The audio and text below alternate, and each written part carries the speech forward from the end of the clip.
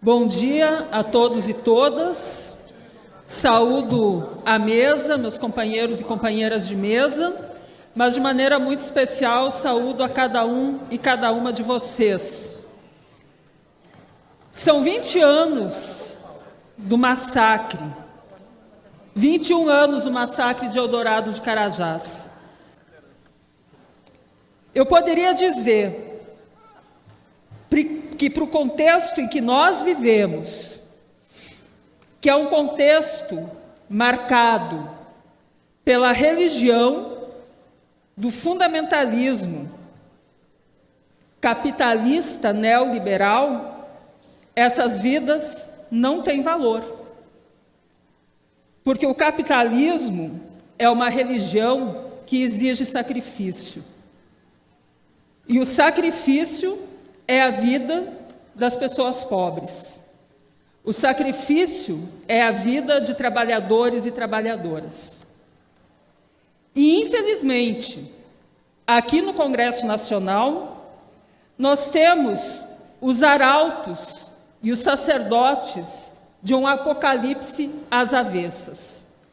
De um apocalipse que quer afirmar, sobretudo, a vitória do capitalismo, a vitória da concentração de riquezas, a vitória do capital especulativo.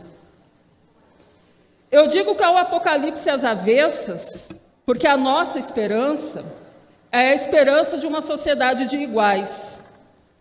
O apocalipse é isso, é a vinda de uma nova sociedade, de uma sociedade de iguais. Só que aqui no Brasil, nós temos um outro tipo de apocalipse. É o apocalipse que quer com que as pessoas, trabalhadores e trabalhadoras, homens e mulheres, não tenham acesso aos direitos e não tenham direito à vida. Esse final de semana, nós comemoramos a Páscoa. E a gente diz que a Páscoa é a festa da ressurreição. E aqui também foi dito que a morte daqueles camponeses, ela na verdade não foi uma morte definitiva, mas é uma morte que nos anima para a luta. E essa morte que anima para a luta é a ressurreição. Então nós vamos dizer que nós não vamos aceitar o sacrifício, mas nós vamos nos fortalecer para a luta. E nós vamos afirmar com toda a nossa força na ressurreição do corpo, que é a afirmação da dignidade da vida de todos os trabalhadores e de todas as trabalhadoras. Viva o povo brasileiro que luta. Obrigada.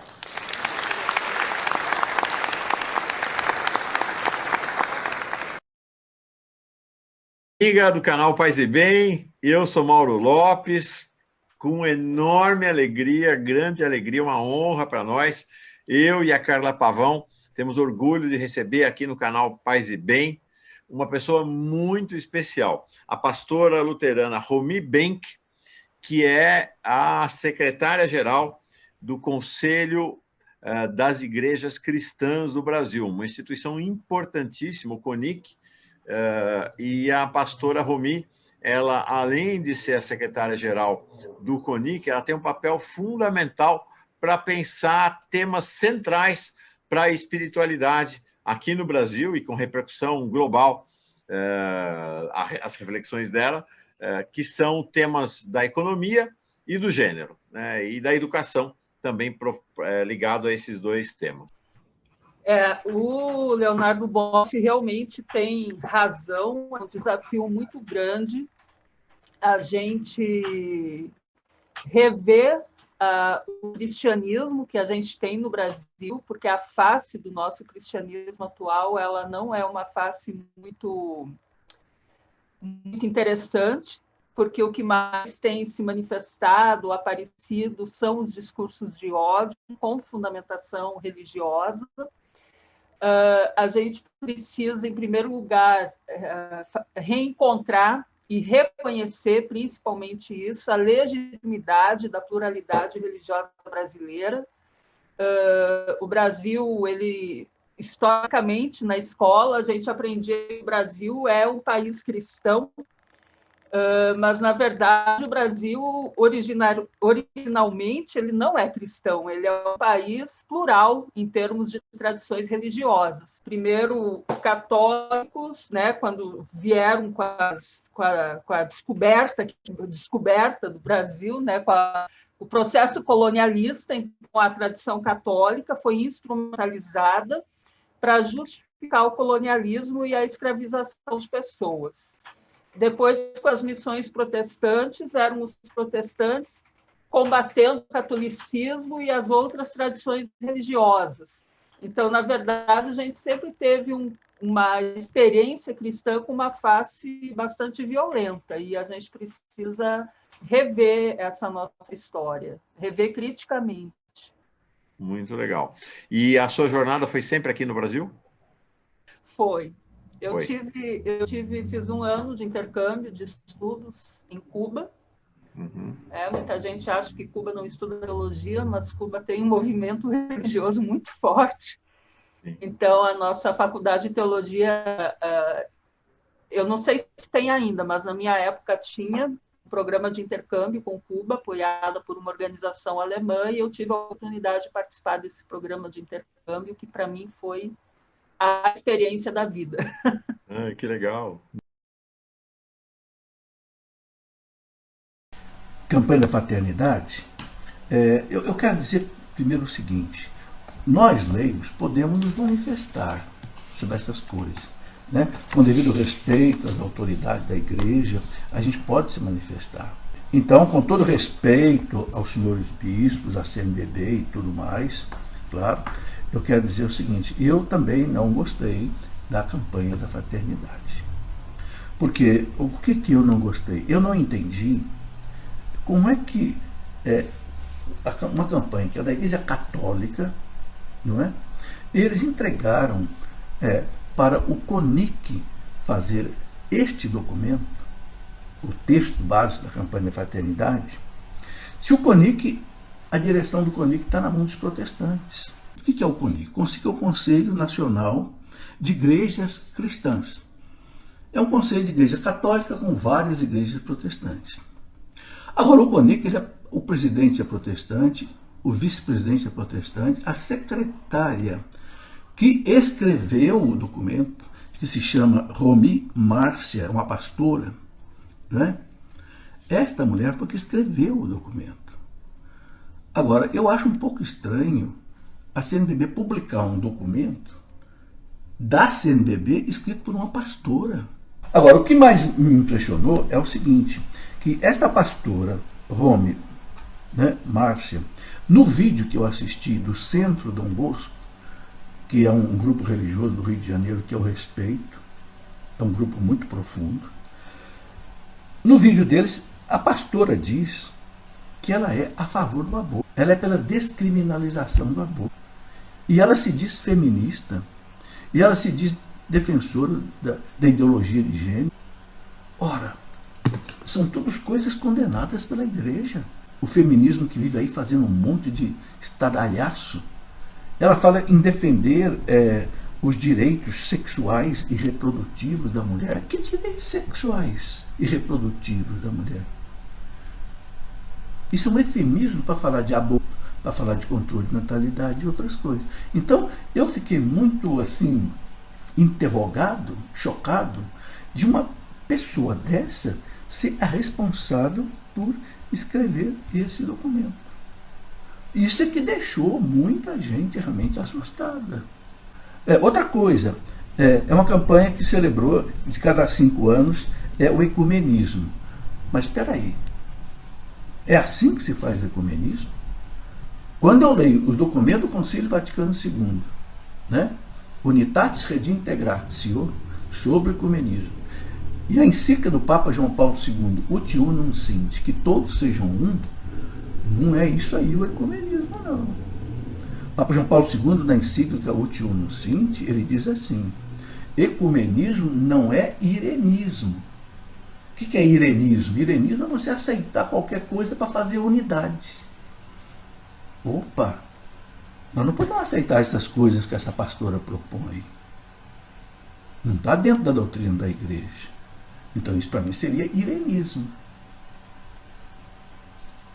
Entende? Então isso é que me deixou assim espantado diante dessa situação, né? O João Paulo II diz, a unidade não pode ser sacrificando a verdade. João Paulo II fala na Utiu Num Sint. Ecumenismo não significa abrir mão de nenhum dogma da nossa fé, nenhuma verdade da nossa fé. Não, ele fala, porque a unidade feita fora da verdade, João Paulo II fala, seria uma unidade falsa. Inclusive, eu vi um vídeo do bispo Dom Adair José Guimarães. Ele disse, esqueçam essa campanha da paternidade.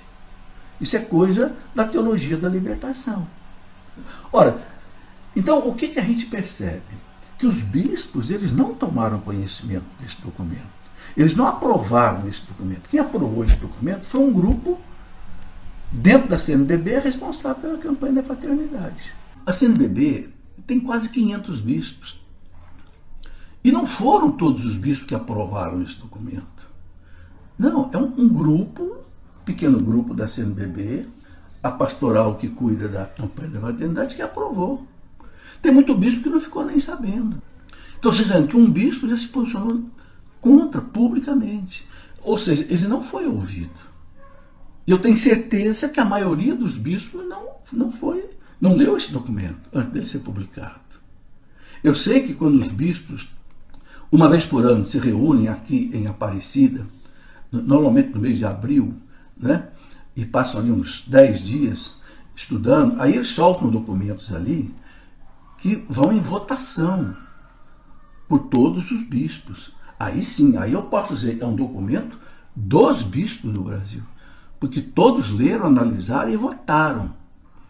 Mas um documento desse não é um documento que todos os bispos têm. Eu tenho certeza que tem muito bispo que não gostou. Eu não gostei, sinceramente. Ainda mais ouvindo um bispo dizer, para esquecer da campanha da fraternidade, viver Jesus Cristo, né? E que isso é coisa da teologia da libertação. Bom, eu sinto também aí, né, o cheiro forte da teologia da libertação.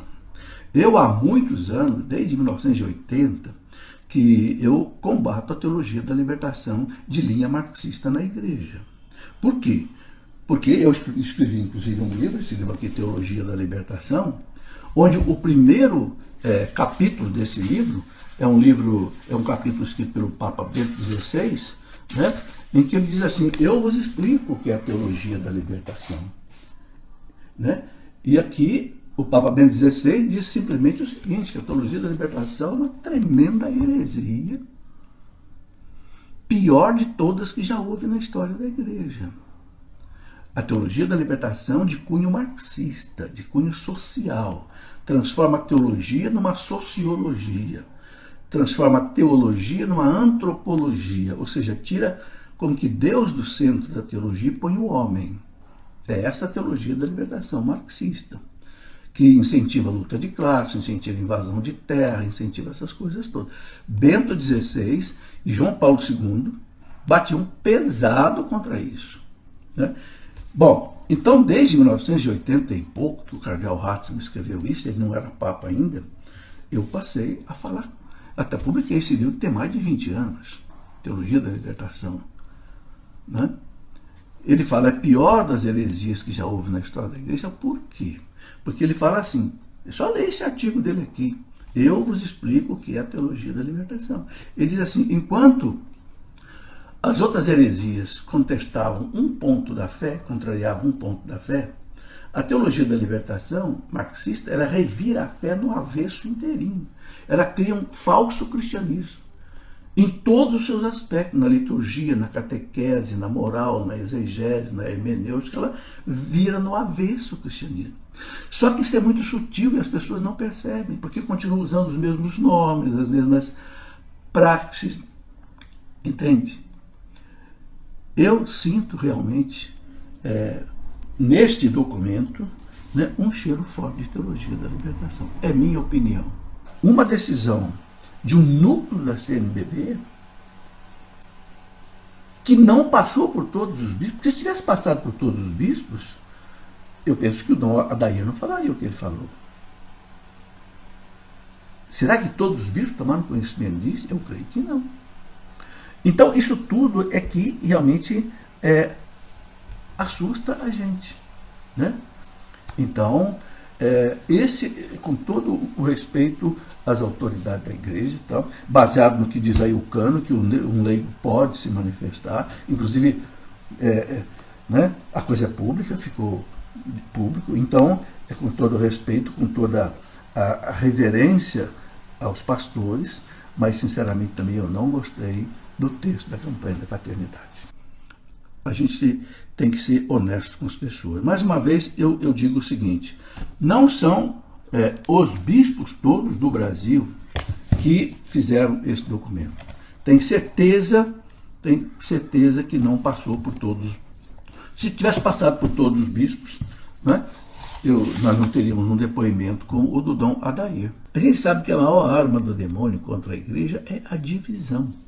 Claro, né? Jesus disse na Santa Ceia para os apóstolos, sede um, como eu e o Pai somos um, para que o mundo creia que tu me enviaste, ó Pai. Para que o mundo... Então, a divisão sempre foi, na igreja, a maior arma do demônio para destruir a igreja, para atrapalhar o avanço do reino de Deus, né? Então, é muito difícil. A igreja sempre teve dentro dela hereges que não seguiram a doutrina, então isso causa divisão mesmo, causa cismas da igreja. E a igreja tem que se livrar dos erros, né? Por isso que no Vaticano tem a Sagrada Congregação para a Doutrina da Fé, exatamente para discernir o que é certo e o que é errado. Então é difícil, nós temos que rezar pela unidade da igreja.